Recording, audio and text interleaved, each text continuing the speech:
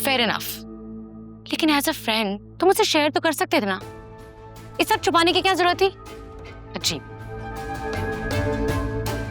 अच्छा सॉरी, अब तो हो गया ना, जो होना था बता तो दिया।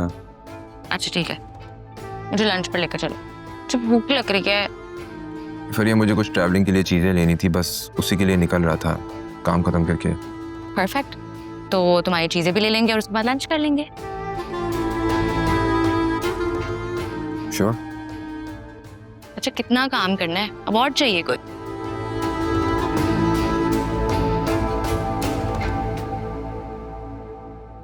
कह तो यही रहा था कि तराज में रखी है ग्रीन कलर का डब्बा। नहीं, यहाँ ये क्या रखा है?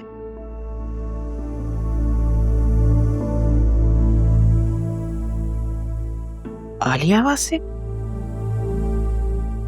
ये किस चीज की रिपोर्ट है? जरा देखो।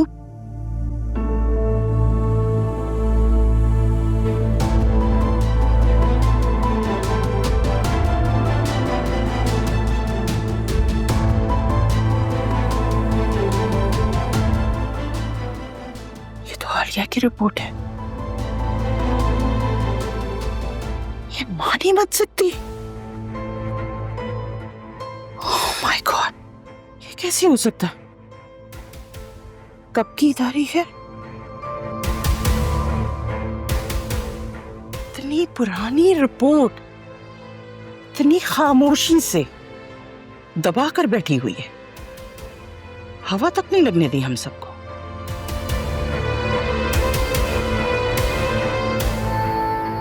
इसको तो अब मैं बताती हूँ। ये बेवकूफ बना रही है हम सबको। वासे ने भी जिक्र नहीं किया, इसका मतलब है वासे को भी कुछ नहीं पता। नहीं नौशीन, पहले इस रिपोर्ट को संभाल, उसके बाद आके पासपोर्ट देखना। फिजा, मैं घर जा रही हूँ। देखो यहाँ सब बहुत परेशान हैं, इसलिए कोशिश करना जाने अनजाने में ऐसी वैसी कोई बात मत करना जिससे अम्मा या बाबा परेशान हो जाए, प्लीज। मैंने क्या कहना है? मुझे तो उल्टा हर वक्त इस चीज का डर लगा रहता है कि अभी दरवाजा खुलेगा और सुल्तान सामने खड़ा होगा। वो मेरा हाथ पकड़ेगा और मुझे बोलेगा चलो मेरे साथ, और मैं कुछ भी नहीं कर पाऊंगी। ऐसा कुछ नहीं होगा, तुम डरो मत, हम सब तुम्हारे साथ हैं। आलिया, कैसे ना डरूं? मेरी तो आंखों के आगे से वो मंजर नहीं हटता। जब सुल्तान ने मुझे किडनैप किया था, तुम्हें पता है, मैं सो रही थी और जब मेरी आंख खुली तो सुल्तान मेरे सामने था और वो मुस्कुरा रहा था। अल्लाह ना करे कि दोबारा ऐसी कोई सुबह आए।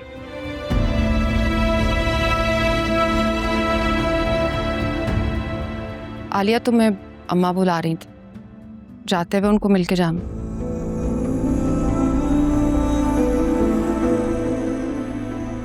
जोया, प्लीज अपनी नाराजगी खत्म करो।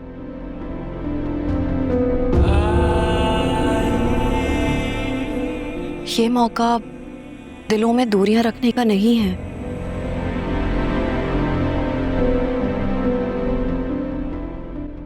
इस वक्त हम सबको एक दूसरे की जरूरत है, हम सबको एक दूसरे की स्ट्रेंथ बनना है।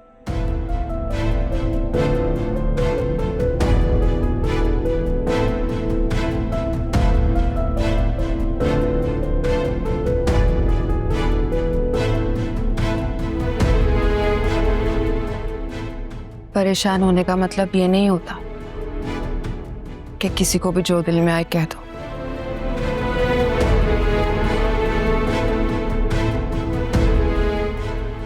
घर में एक फर्द भी परेशान हो ना तो सब परेशान होते हैं। फिजा, जोया से अभी सॉरी करो।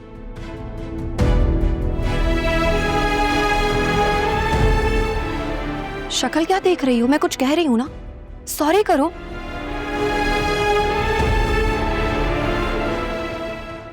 वरना मेरे जाने के बाद तुम दोनों की फिर से किसी बात पर बहस छिड़ जाएगी। आलिया, तुम्हें याद है जब अम्मा ने फिजा का एडमिशन हमारे स्कूल में करवा दिया था, और हर 1 घंटे के बाद रोते हुए मेरी क्लास में आ जाती थी।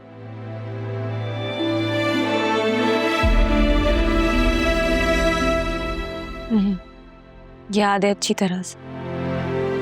तो ठीक उसी तरह तुम कभी भी मेरे पास आ सकती हो, क्योंकि मैं आज भी तुम्हारी वही जोया बाजी हूँ। मैं जानती हूँ ये मुश्किल वक्त है, लेकिन ये वक्त भी गुजर जाएगा। लेकिन इस वक्त हमें एक दूसरे की जरूरत है और हमें एक साथ होना चाहिए। तुम फिक्र मत करो, मैं इसका पूरा ख्याल रखूंगी, और अम्मा बाबा का भी। अब उठो और जाओ, अम्मा से मिल लो, उन्होंने तुमसे कुछ राज की बातें करनी हैं। Thank you Zoya. मैं आती हूँ।